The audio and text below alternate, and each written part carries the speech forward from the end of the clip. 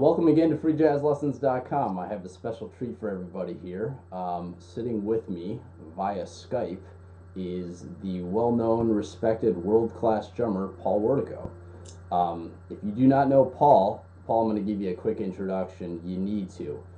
Here is a very small sampling of what Paul has been up to. Paul is a 7-time Grammy Award winner, Modern Drummer Magazine and Drum Magazine Reader Poll winner, a Chicago Tribune 2004 Chicagoan of the Year. He is also assistant professor and head of jazz and contemporary music studies at Chicago College of Performing Arts, otherwise known as Roosevelt University. In addition, he is also the host of Paul Wertico's Wild World of Jazz radio show, so he's a radio host as well. Very cool. Has also won a Lifetime Achievement Award. He's a recipient from the Cape Breton International Drum Festival. And Paul sometimes, occasionally even sleeps and eats, but most of the time it seems like he's drumming and doing all kinds of stuff with music. How you doing today, Paul? Good, Steve. Glad to be with you, man. It's fun. You know? This is exciting. You know, we're doing this. Paul and I actually both live in Chicago, but just based off of scheduling and stuff, it was easier to do it over Skype. I know Paul and I both like to use technology a lot, and we are an online jazz education site, so we're trying the Skype thing. Anyways, you ready for our first question here, Paul? Absolutely. Okay. What musical projects are you working on these days? Well, right now, I mean, going to be working on Marvin's third CD. Those are the two guys, the Danny's, Danny Rabin and Danny Markovitz. They're in my Mid-East Midwest Alliance band. So we're going to be doing that as soon as school ends, which is like on May 4th or whatever. Gotcha. And I just did a big band session for singer Carrie McDonald. She's like a really great singer. She's like this, I guess the only white female singer ever signed to Motown other than Tina Marie. So just did that. Did another project with this piano player Scott Holman, which is going to be like for the homeless. It's a really great project. Who's on it? Ira Sullivan's on it, and all these like great jazz musicians, including my wife and daughter, kind of sang backgrounds. That's doing that. Let's see. There's a whole bunch of records that just came out too. Just like it's just kind of wild. I mean, but basically, right now I'm primarily trying to get through the rest of the year at school because this is sort of like, times where you have to advise and do GCRs for, classical master program people. And we just did a big show at the Auditorium Theater on Tuesday where, we were the second half, so our kids played, which was great. This Saturday, we're playing the Jazz Showcase. All our combos are playing, which is a free concert from noon to 4. I just got done teaching 3 drum lessons here, so it's pretty busy. At least the radio show is now done. I did it for 2 years, but I'm not doing it anymore. I'm taking a break from it for a while, so which is fine. I love doing it, but it's also like, any free time I had, it took a long time to do those shows. So you're pretty much working from like morning once you wake up to like pretty much sleep. Oh yeah, absolutely. Because it just especially being head of the Jazz and Contemporary Music Studies program. I mean, I'm not only teaching, but I'm an administrator. So, anything comes my way, whether it's, problems with anything to like, arranging, scheduling. I mean, this thing that we did at the Auditorium Theater called Vivid, I mean, I put the whole thing together. I wrote the narration, worked on just putting all the bands together, figuring out the material they're going to work on, figuring out how the show is going to work, rehearse them. I mean, it's a lot. It's fun. It's all like really just another side of just life and having fun. Doing creative things. So it's great. That's a great attitude. It's interesting to hear. How education and being an administrator fits in with, your artistic side of being a drummer and a jazz musician. You just said, well, it's just a different side of perspective. I mean, I think that's a cool example for a lot of people, Well, thanks. You just have to keep an open mind because you never know what's going to happen. Just like playing music, you never know when someone's going to add an extra chorus or drop a beat or whatever. You never know when your monitor's going to go out or I mean. So this is sort of like that. You put everything together the best you can, and then within the parameters of that, anything can happen, and you have to deal with it. That's great, man. That's great. Well, that's cool to hear about. So, can I ask you a little bit about some of your your background here? I Sure. think the readers would be very interested in some of the things you've done coming up. So, who are some of the artists that currently inspire you musically speaking? I don't know. I mean, um, a lot of the new music that I listen to, whether it's Robert Glasper or Kurt Rosenwinkel or Adele. I mean, there's so much stuff that I kind of like. Um, some of the stuff I listen to, I still like melodies and stuff. So, I mean, even though they broke up, I really like the band Oasis. Yeah. That would have been a band I'd love to play in if, I mean, we went to see them on an anniversary and just, I knew all their music. I mean, my wife and I were probably like twice as old as everyone in the audience, but, I was singing along. I knew all the, and the melodies, I mean, they just sound great. And I know the whole thing with them being controversial as brothers and fighting, but that just kind of added to the fun of it because we were guests. We had guest passes and backstage passes, and this was at the Chicago Theater. This is a couple of years ago, obviously, but uh, after the show, they held people in the audience. They weren't going to let them up until the band was ready. So all of a sudden they go, "Okay, we're letting people up," and they stop and they go, "No, no, only girls are allowed up there." And my wife was like, "But don't you know, don't you know who this is?" And I went like, "Bob, that's the best thing ever," because it was just exactly like rock and roll. I made me even dig them even more in a funny way. They were living up to their image. But I just find, I find a lot of the music I listen to is also, like sort of the classic music. I mean, sometimes now stuff has gotten so technical and so, like it's almost like they're kind of adding on to things that were already almost perfect in some ways. It's like we have a great recipe and then new chefs are going to add like, cinnamon on top of this or something. And sometimes it works and sometimes you go like, I think it'd been better if you just left the cinnamon out, Right. I understand. Especially at Roosevelt. I mean, all my drummers are killing. They all can play anything. They can transcribe anything, and so I have faith for them. But we always talk about the groove first, though, because all that other stuff doesn't mean anything. So you really, I use the term "serve the music." You always have to serve the music. So for me, as long as what I'm listening to sounds like music, and it sounds like music that was made not just to show how great you are, but also just it has emotion, it has groove, it has adventure, it has a certain amount of danger, and I can listen to it, But basically, I still try keeping like different like so because there's so much going on that you always have to keep your ears open, whether it's listening to Beyonce or whatever. It's all good. Awesome. That's great news. I mean, I think the key element that the readers need to be taking away from many things you said there was, serve the music. And yeah, something like Coldplay, for instance. I mean, Will sounds the champion sounds great playing that music. I'd love to play in that band too. Sure. I like simple music like that just really tells a story, and the drums are the backbone of it, but there's not necessarily like a virtuosic kind of show offness in that music, and then you can go to other music that has a little bit of that quality. So it just depends on if whatever you're listening to and whoever's playing knows and understands how to make the music the best it can be without becoming an egomaniac. Right. That's it's very cool to hear someone like you say that because I know a lot of our drummer fans are going to be aware of Paul and what kind of incredible chops he has beyond virtuosic, but Coldplay isn't known for its virtuosic drumming, and Paul wants to serve the music.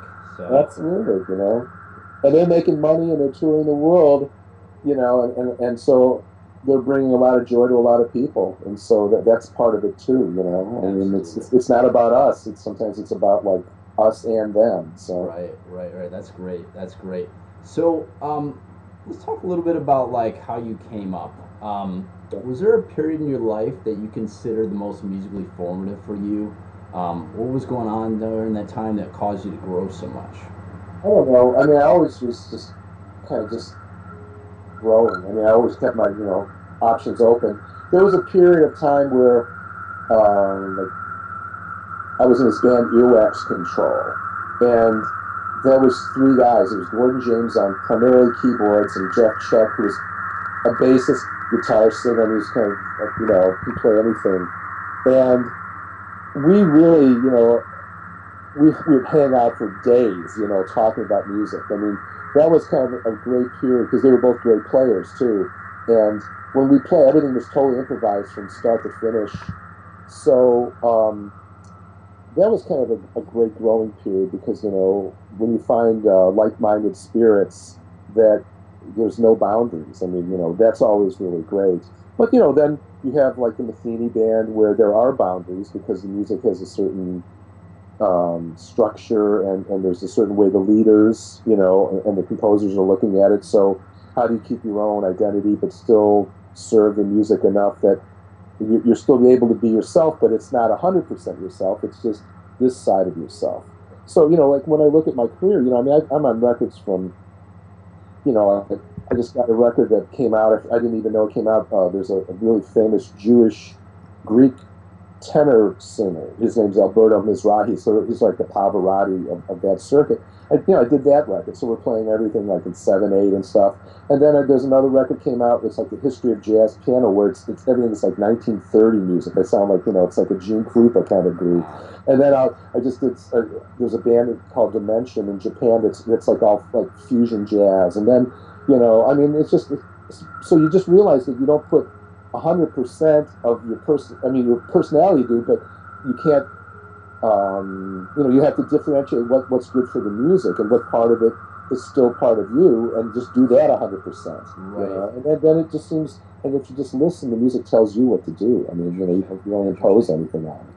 So I guess essentially what you're saying is that you had just kind of at various points in all the different projects you've been in, you've been able to grow through all those. I guess, well, okay, as an example, so I mean, I obviously every year, the more you practice, the more gigs you do, you get better and better. But I remember specifically, there was 3 years when I was at Berkeley where I practiced 8 hours a day, and Right.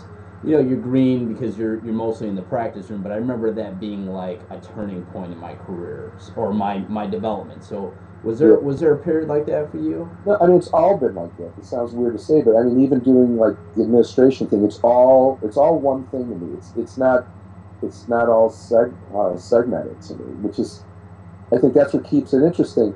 And like a growing thing, for instance, say if I when I used to play a wedding, if I got called to play a wedding, because I was doing other gigs that allowed me to be me.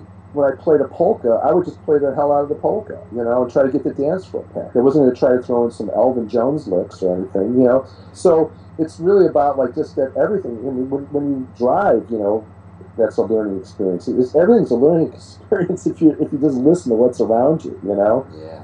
So that's the way I've always looked. And so obviously, points like with Pat or with Larry Coryell or with SBB or I mean any of those things are going to have certain highs and lows as far as you learn more in a certain time. Like when I joined Pat's thing, I was good at playing that music, but there was a lot of things to learn in that music. And then when I learned 10 things, each 10 of those had another 10 things. It was like an open-ended thing.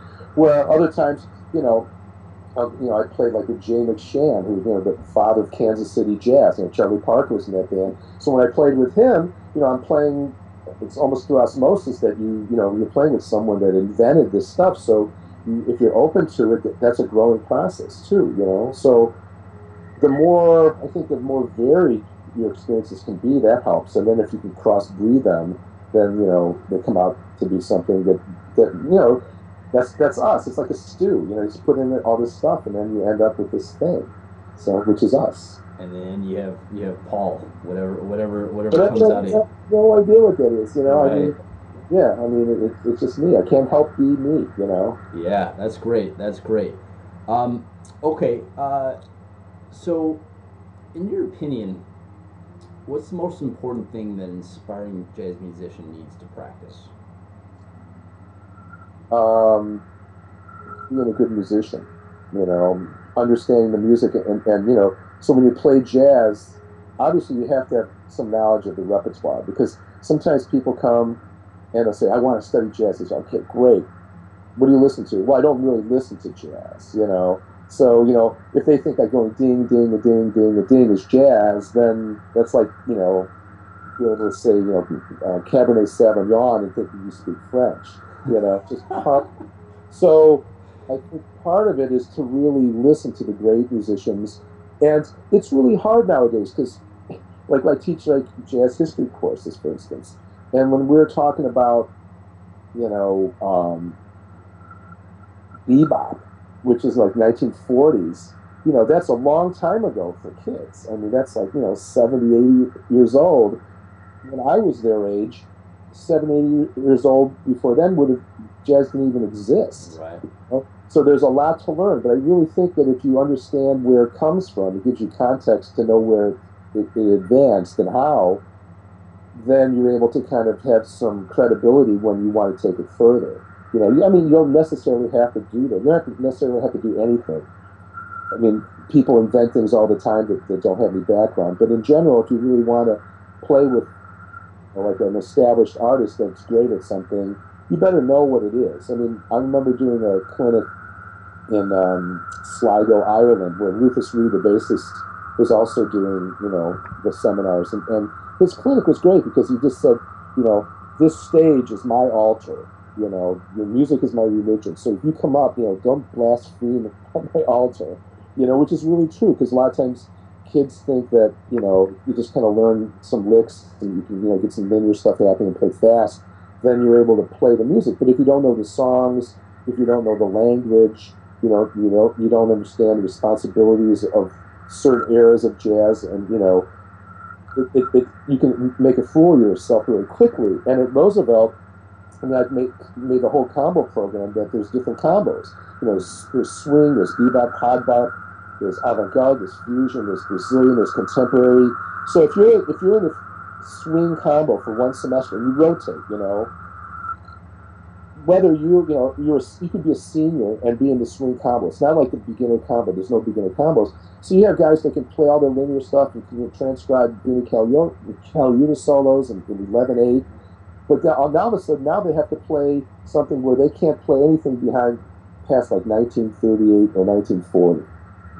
And you just have to swing. And a lot of them are like, oh my God, you know, this is really cool because it's a discipline there. And then you understand really what it's about.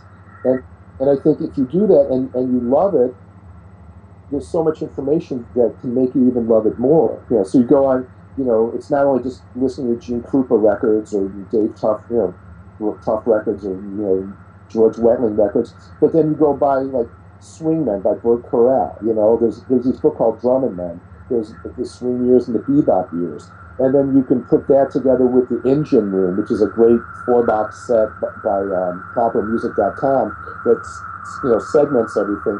And then you learn about, you know, these people's lives. Why do they play like that? You know, the stuff they have to go through.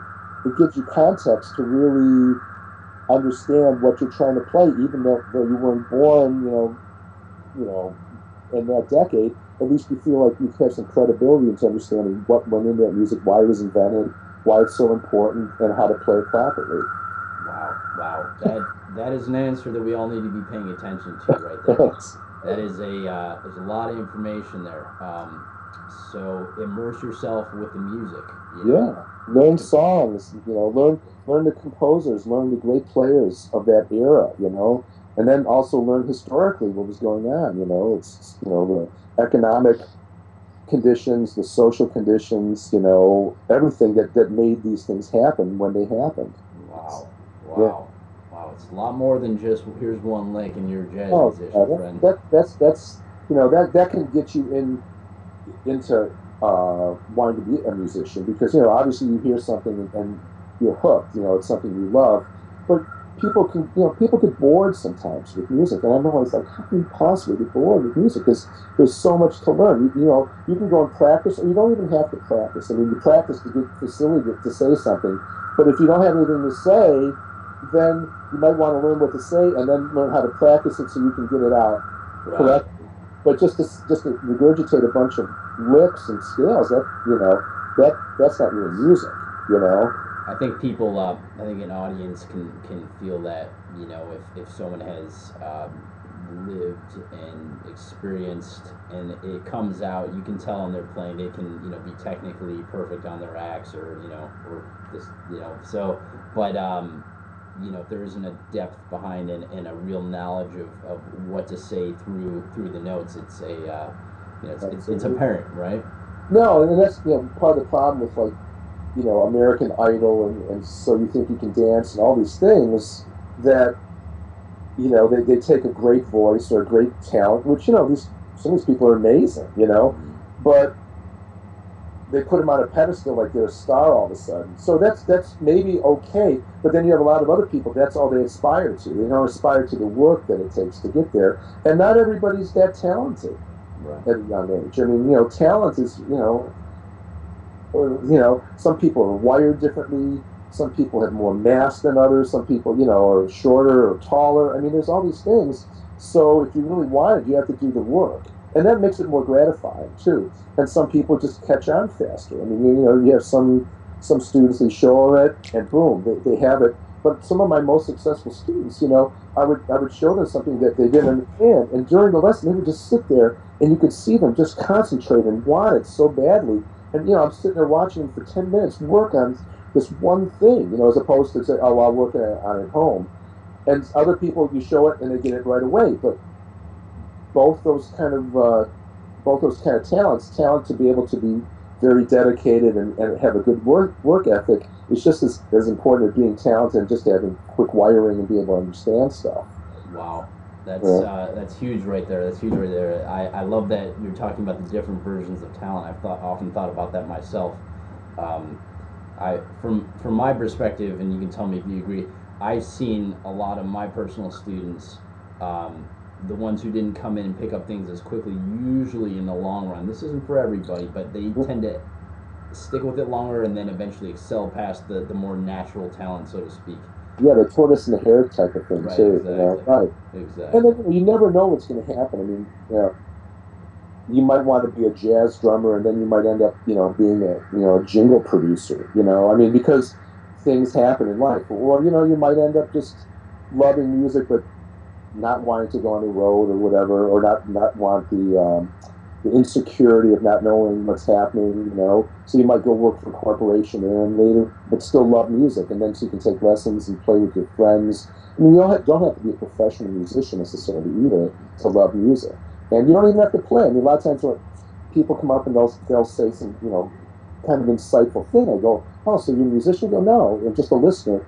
Well, that's great too, because we need listeners, you know, as an audience. Because, you know, otherwise we can just stay in the basement by ourselves and just kind of play what we're playing, you know? Right, exactly. Okay, so let's move on here. Sure. What was your most memorable gig or tour? That's almost impossible, you know. All right, let me limit it then. How about in the last 2 months, let's say? Was there a memorable gig or tour? Let me think. Well, I mean, tour wise, like just doing a one nighter with Larry Coryell in Tbilisi, Georgia. So, you know, like the bass player Larry Gray, who's a great bass player, lives in Chicago too. I mean, you know, we had to fly to Istanbul and then have a 6-hour layover and then fly to Tbilisi, Georgia, and then, you know, get a little bit of sleep. You know, they showed us around the town for about an hour, which was amazing. We played this amazing gig. It was like the 14th Tbilisi Jazz Festival. Went right back to the airport and reversed the whole thing. So, you know, so all of a sudden, you know, within this 48-hour period, basically we played for like an hour, but we had to do all that stuff to get there and back. And it was a great gig, and people went nuts. And in fact, I just got an email from one of the girls that worked backstage, and she just wrote me what an amazing experience it was for her. I mean, that's literally today, you know. And gig wise, I mean, I don't know. I mean, trying to think if there's. I don't know. I have fun on all gigs now. I mean, you know, this big band thing we just did was amazing too. Steve Rodney was on it, and all these great horn players, and we went in. I mean, the charts. I had, you know, like 5 pages long, so I had the charts like literally taped to the wall. and we was with a click, and like I never get off with a click. I mean, it's like part of my DNA that I can just stay with a click. So we're playing this fast big band stuff and ringing it down, and that was a blast. It was totally fun. So it's all fun. I mean,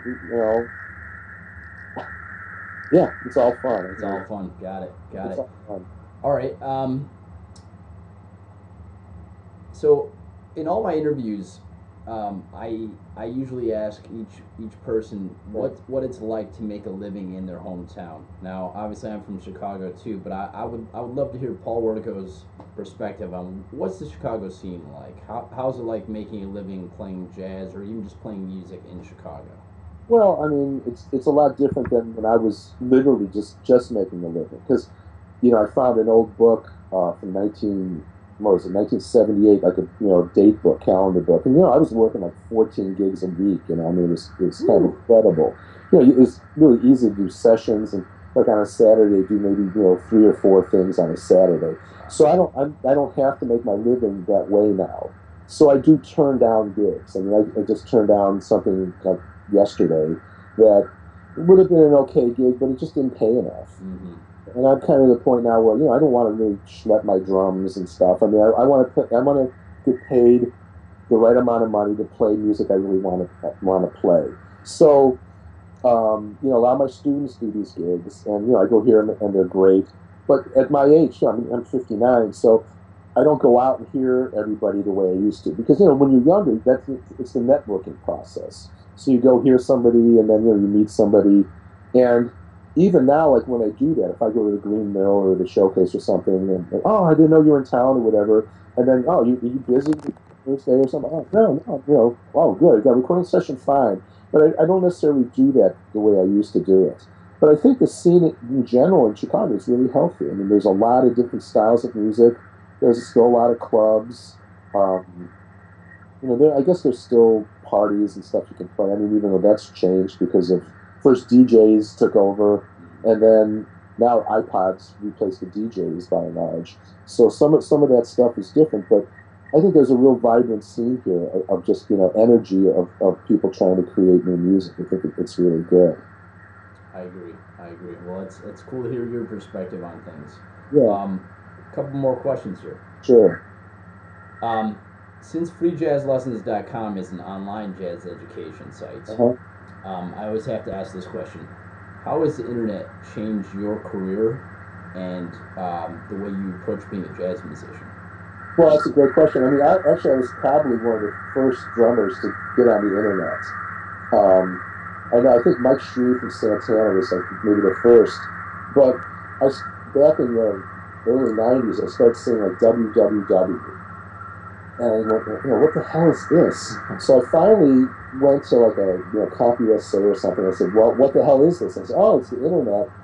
I said, really? What do you do? And so they said, well, you need Netscape, and then, to get on, and then you need to make a code. So, I can't tell myself BB edit. And so, like, you literally write the code, and then you drag it into Netscape and see what it looked like. And if you made the mistake of typing a comma instead of a period, nothing would show up. So then you have to look at the code and see what the heck is going on here, which is excruciating.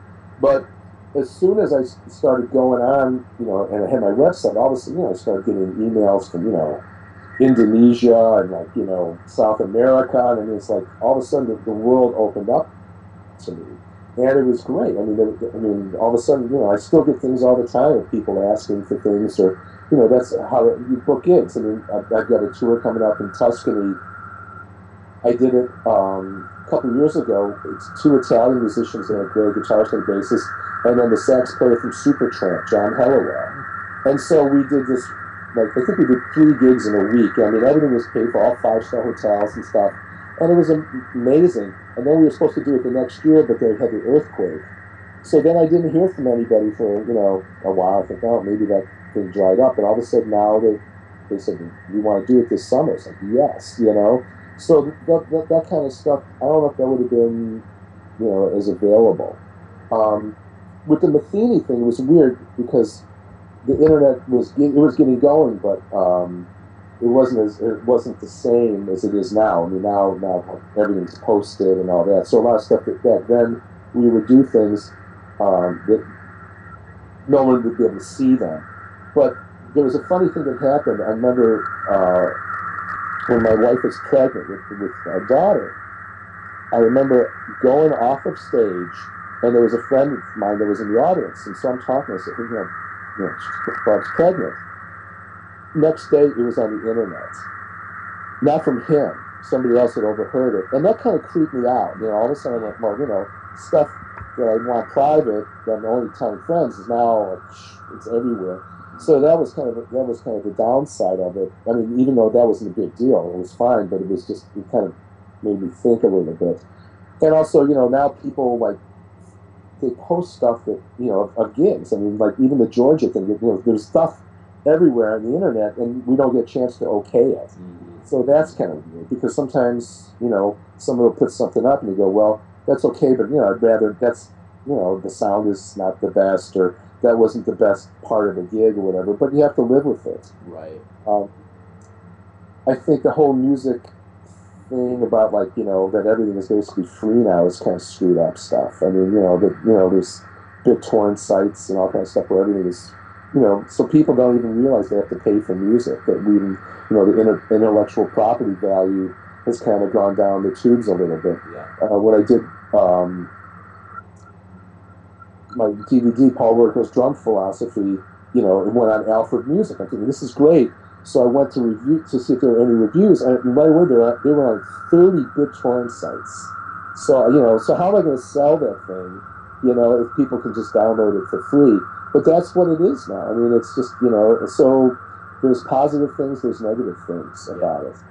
I mean, like, this is a positive thing. We're able to talk. I mean, you could be in Yugoslavia or something, and we could be talking like this, which is fantastic. So there's that angle of it that's good. But just like everything, I mean, you take the good and you just kind of have to put up with the bad, and hopefully it doesn't completely overshadow the good parts of it. Right. And I think that's what a lot of file downloaders forget, that there are people like you, or people, who are just, they're not millionaires. I know there's the big thing with Metallica. People, they're millionaires, they'll be fine. But there's a lot of other people who are not millionaires, who are just, artists who devoted their heart and soul to, making a DVD, making an education product, writing all this music, and then boom, it's just, absolutely, it's gone because one person put it on a file sharing site. It's, it's tough. And, like, if you think about jazz records, they don't really sell that many. I mean, the best-selling jazz records sell, thousands maybe, I mean, to get a gold record in jazz is really hard.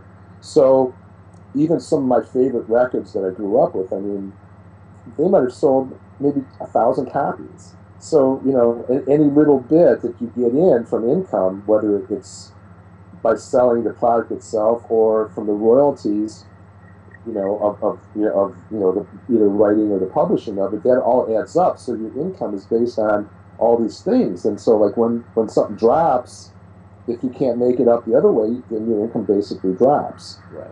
And it's really hard. And I always say, too, it kind of devalues the whole thing about what we do.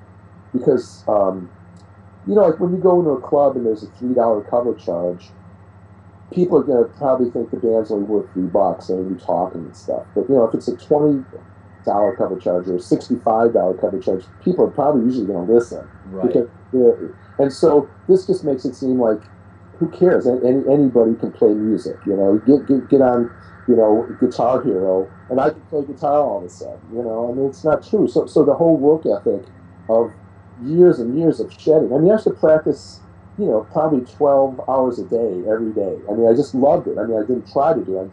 I couldn't wait to do it. And even now, I still practice as much as I can. But, a lot of people now, it's like, why practice? Because you can go in the studio and you can punch in everything. You can fix all your mistakes. You can auto-tune bad pitches. I mean, I still came up when, you record it. And if you screwed up, you're going to have to live with that thing now, Right. So go back and shed and hopefully prepare for the next session, Oh, yeah. And I mean, and before me, I mean, back in the real days when, they recorded everything in one room, You know, say you're recording with Frank Sinatra or you're recording with Louis Armstrong or anybody, you know, if you hit a clam, either that's going to be on the record, you probably get fired by whoever hired you, or they'll stop the tape and then they have to do the whole thing over again, which means it's, you know, all the string players and everybody else are looking at you like, yeah, nice one, guy, you know? Right. So back then, I mean, you know, there's live radio, there's live everything. I mean, now, you know, you watch Saturday Night Live, you can just see the auto-tune work, and you can see a lot of stuff is you know, it's, so people they can fix things, right. You know? But I mean, there are two different kinds of recording. I always make this kind of known that there's, you know, there's like a painter can paint and take his time until it's done. And that's sort of what records are right now. And you can take 6 months to do the record until every little thing is perfect, or you can just do a live record where, you know, it is what it is, and you record a moment in time. So those two things are different, which is fine. But I mean, you want to be able to do the live record and still sound good, as well as the one that takes, you know, 6 months or 6 years to do. So. What do you feel like is there one that's more appropriate for jazz? I mean, I know that pop production, it's sort of like, you know, the Beatles didn't play live after a while and they created these masterpieces. Right. But what about jazz, which is traditionally like, you know, an improvised based music? Well, yeah, that's a great question. I think in general, I mean, if you can do a live record without, you know, so it is what it is, you really show who you are as an improviser, and it shows the band how it works together. But there again, sometimes, you know, the audience really doesn't want to listen to it over and over again. I mean, so, you know, if something happens on a live record, you know, you don't want to hear that clam every time you listen. And, I mean, it's like, even, for instance, like Charlie Parker, you know, he would play quotes of other tunes. Like, so he might be doing that and the other, you know, just playing some lines, all of a sudden, you know, throw that in. You know, like, people like, that's probably like the jazz tradition, you know, Dexter Gordon would do that. But he didn't necessarily do that on records, because he, you know, if he did, he wouldn't do a lot of it, because he knew that on repeated listenings, it wouldn't wear well and become, so live was kind of a cool thing. And, you know, it surprised the audience, everyone laughs and stuff. But on record, you know, you really want to hear that every time you listen to a solo, especially if you're studying the thing for, you know, thousands of listens, you know. Right. So, you know, everything is in context. I mean, you know, I think if you can do that and realize what it is for what it is, then I think you can appreciate it and make it the best, and then go to something else. And it's not even segmented. There is like a tie-in. There's a link to all this stuff. But it's like, you know, not trying to play everything in one solo on one song, you know, not trying to reinvent the wheel on everything. Sometimes, you know, just playing the $1 million beat is what is beautiful, because everything around you is changing, you know. Some drummers go, I haven't played a fill in 5 seconds, I'm bored. No, there's a different bass line going in songs, there's different keys, there's different lyrics, you know. And so if you just play a foundational thing really simple, it's like the band is playing you as much as you're playing with the band, then, you know, no matter how much technique you have, just playing a $1 million groove is enough, you know. Right. Like the Phil Rudd AC/DC kind of concept, you know. Exactly. There's a personally, I'm a fan of AC/DC. I know them really well. I mean, yeah. you know, Phil's been over the house, and oh wow, he's gone out for dinner, and he's a great guy, you know, and he's a great drummer. I mean, he's just, that's what he does, but he knows that, you know, how to make that band sound amazing. I mean, I remember once seeing him at the United Center, and Angus was running around like for 20 minutes, you know, around the United Center with, like, you know, his wireless guitar, playing this amazing stuff. And Phil was playing the hi-hat, and he was playing like the swing thing, like, but, you know, real loud. But he played it like for 20 minutes without even going, didn't do one variance. He played the same thing. So the tension that he built in the music was unbelievable. You know, I was just like, holy moly. Because most drummers, you know, it's like sometimes people, you think, it's almost like musical Tourette's syndrome. You know, you have to do something that you didn't even want to do, but it just happens because your brain can't hang with the concentration and just, you know, keeping that intensity going. You know, that's why that's him, you know. So, in the like the last point of related concept, how would you get you know, does meditation help you, or like how do you focus on one specific part and stay in the groove and get that concentration level for like how would you do something like that Well, I for don't know. I mean, I think it's like a muscle too. I mean, I remember playing with Pat's band, so we were playing like 2.5 hour show straight. So when I would come back and play like a club, I remember the musicians talking about like how intense it was the whole time. Because a lot of times, if you're playing a wedding, you're playing a great solo, and all of a sudden, the groom comes up and, can you play another song? Or, a girl walks by, and, so there's a lot of concentration is being broken up. So I think a lot of it is like the more you do it, you just kind of get into that zone where that's where you live all of a sudden. So now, whenever I play, I'm just there. I'm like omnipresent in what I'm doing, you know. So, but I mean, I remember as a kid, in my high school band, there was an alto player who was really good. We were both into a lot of different types of music, including a lot of free jazz. And I remember he and I playing in his bedroom one time, just doing a sax drum duo. And, we were so into it. When his mom walked in, I mean, we both kind of just jumped up like it was like, like we hit the ceiling because we were so into this thing. To have that broken like that, it was so weird. And I also remember seeing Buddy Rich, who I knew really well. There's one time, man, he was playing this club, The Amazing Grace, in Evanston, and he was there. He was playing, and he was in the zone. He was like, his drum solo was incredible, and he was going to do the stick trick thing. I had never seen him do that live, even though I'd seen him dozens of times. And he was in it. He started it, and then some idiot in the audience yells out, "West Side Story!" And you just see Buddy Rich just wake up out of this dream and just count the band in, and then just took the song out. And I caught up with this guy, and I was just, I went absolutely nuts. I said, "You realize what you just did? You just ruined," because Buddy was in the zone that he was really in it, and he was going to share something that was going to be incredible with the audience. And then some idiot, has to yell out West Side Story. Unreal. And so that zone, I mean, is an important zone. The more you do it, the better you are at getting it, and the better you are at staying in it, Sure.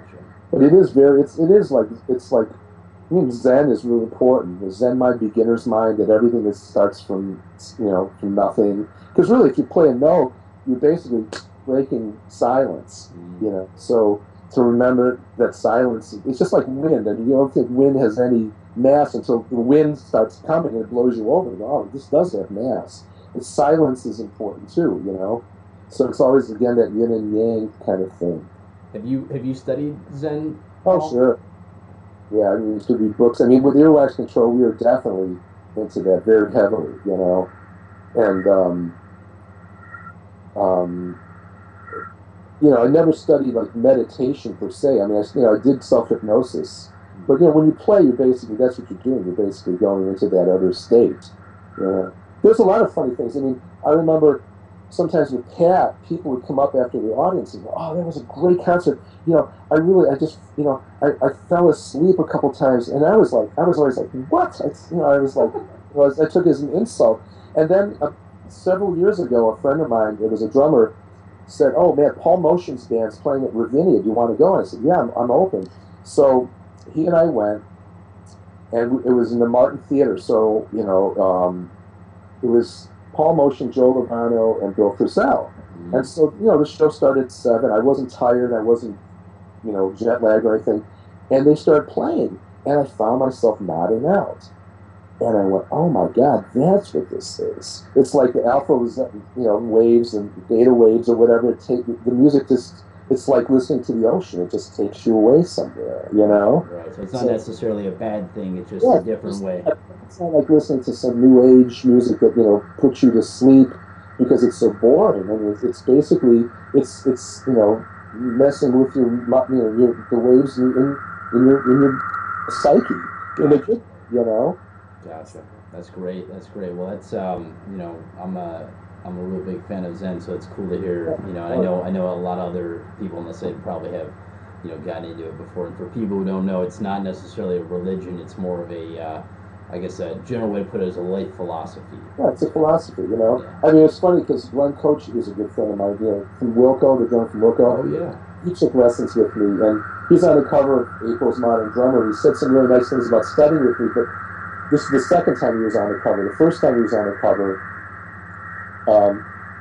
you know, he didn't say anything in the article, but then I looked and there was a block, like one of these, you know, things in there.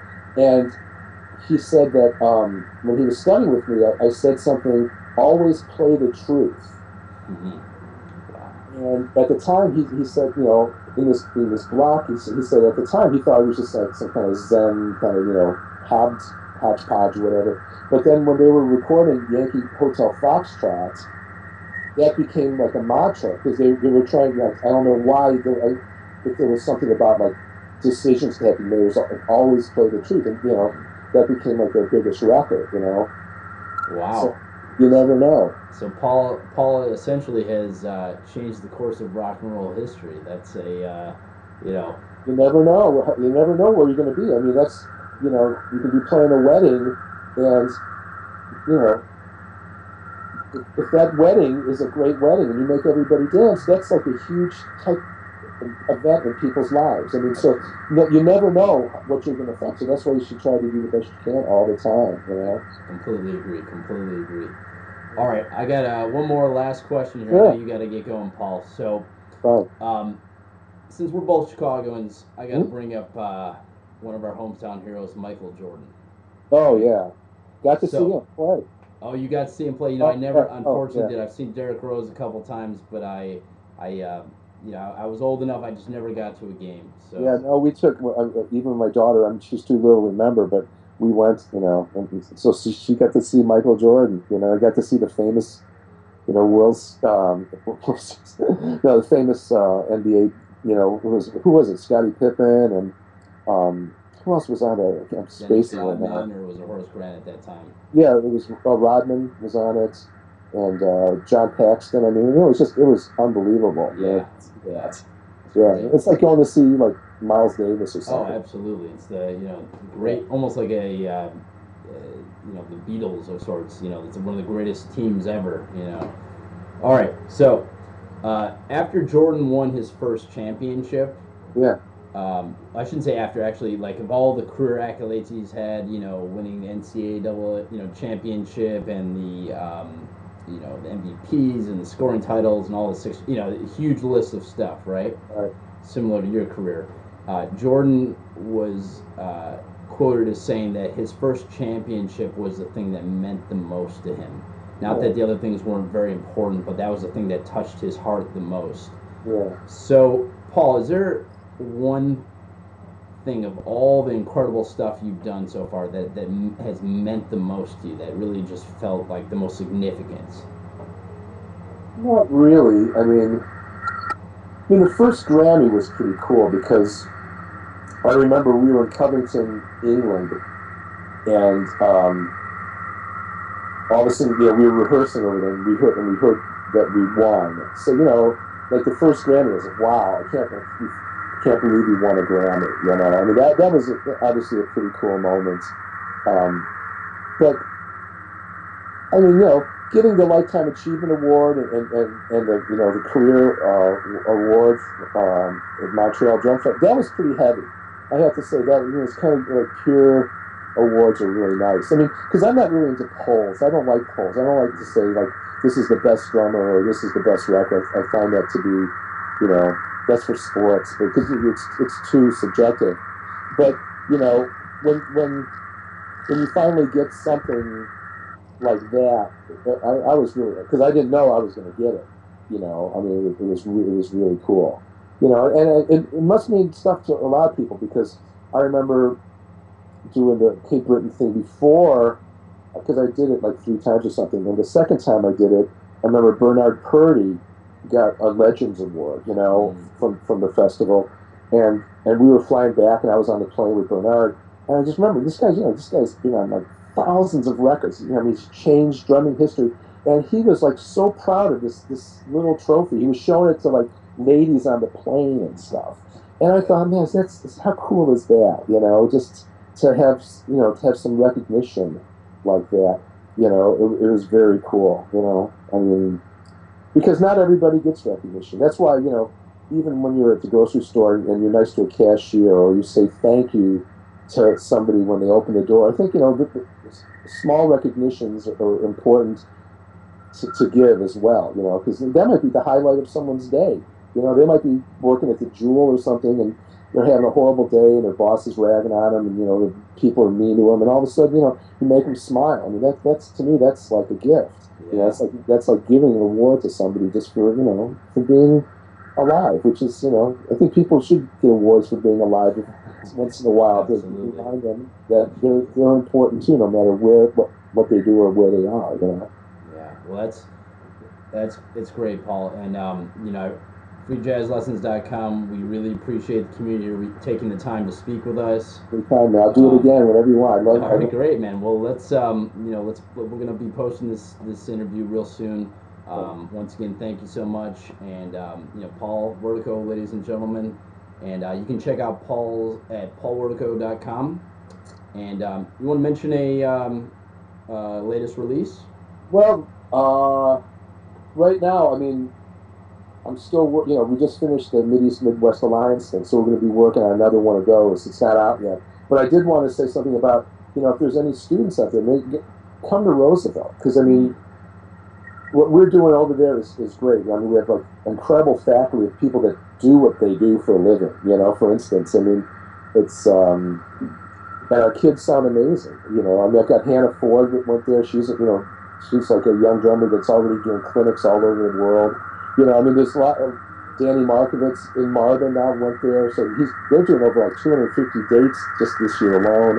So we're really trying to like really make this a playing school to really prepare students to not only work in the real world, but also to love and understand everything about what we do, you know. And I'm really proud of the program that's going on there. So if anybody's interested in like, because we're not a big school, it's not like everybody, you know, they think of Berkeley or they think of, you know, University of Texas, you know, or something like that, or University of Miami.